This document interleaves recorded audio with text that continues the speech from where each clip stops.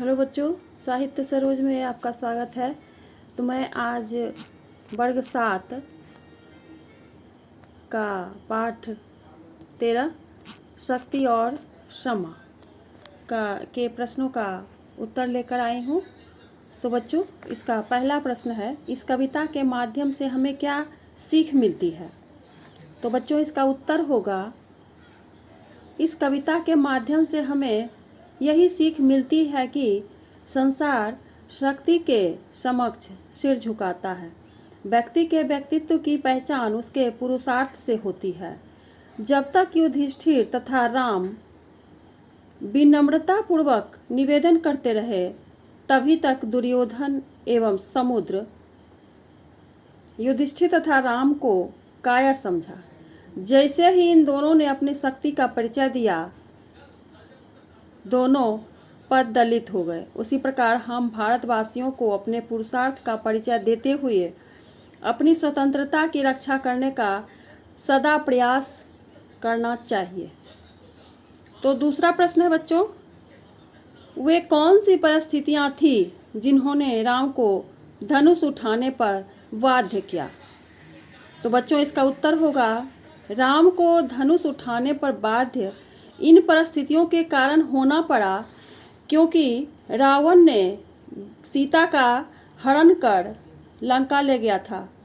सीता की वापसी के लिए राम लंका जा रहे थे। समुद्र पार किए बिना लंका जाना संभव नहीं था। समुद्र पार जाने का उपाय जानने के लिए 3 दिनों तक राम प्रार्थना करते रहे, परंतु उनकी प्रार्थना का समुद्र पर कोई प्रभाव न पड़ा। तब उनका पुरुषार्थ जगा। उन्होंने समुद्र को सूखा डालने के लिए अपने धनुष पर अग्निबाण चढ़ाया। अग्निबाण की ज्वाला से जब जल जीव त्राहि त्राहि करने लगे, तब देह धारण कर समुद्र ने राम के समक्ष घुटने टेक दिए।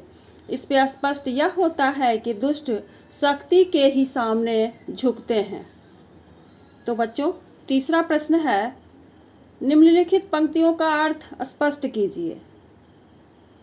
तो ये कविता की ही पंक्तियां हैं। क्षमा शोभती उस भुजंग को जिसके पास गरल हो, उसको क्या जो दंतहीन विषहीन विनीत सरल हो।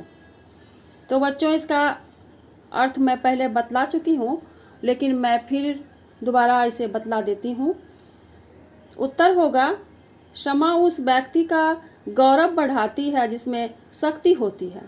शक्तिहीन व्यक्ति को लोग कायर तथा डरपोक समझते हैं।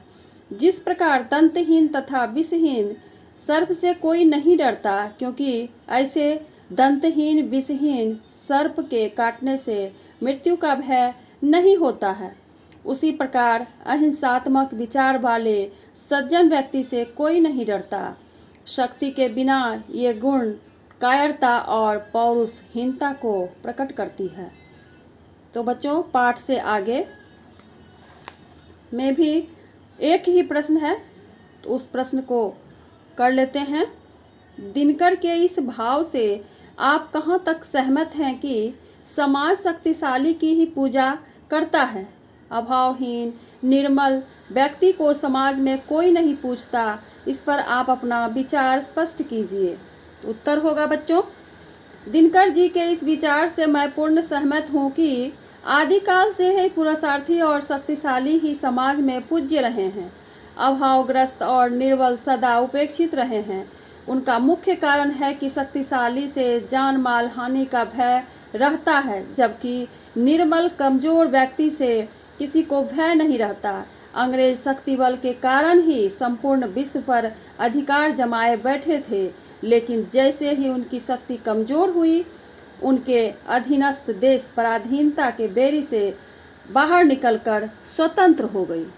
तो बच्चों, अब हम लोग व्याकरण की ओर चलते हैं। तो व्याकरण में कुछ ही पर्यायवाची शब्द हैं, उसको कर लेती हूँ मैं। तो आओ बच्चों, व्याकरण की ओर। निम्नलिखित शब्दों के पर्यायवाची शब्द लिखिए। भुजंग, भुजंग का पर्यायवाची शब्द होगा सर्प, अहि, सांप।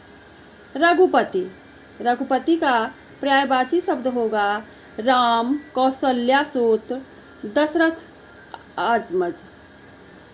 तीसरा शब्द है बच्चों सिंधु। सिंधु का पर्यायवाची शब्द होगा सागर, प्योधि, जलनिधि। सड़, सड़ का होगा पर्यायवाची वान, विसिप, तीर। चौथा एवं लास्ट शब्द है कायर। कायर का पर्यायवाची शब्द होगा बच्चों डरपोक, कमजोर, युद्ध से भागा हुआ। तो आज यह पाठ हम लोग समाप्त किए। तो अगले वीडियो में हम लोग अगले प्रश्नमाला की ओर चलेंगे बच्चों। तब तक के लिए मेरे वीडियो को पूरे देखना, लाइक करना, सब्सक्राइब करना, अपना ख्याल रखना बच्चों। तो जय हिंद, जय हिंदी।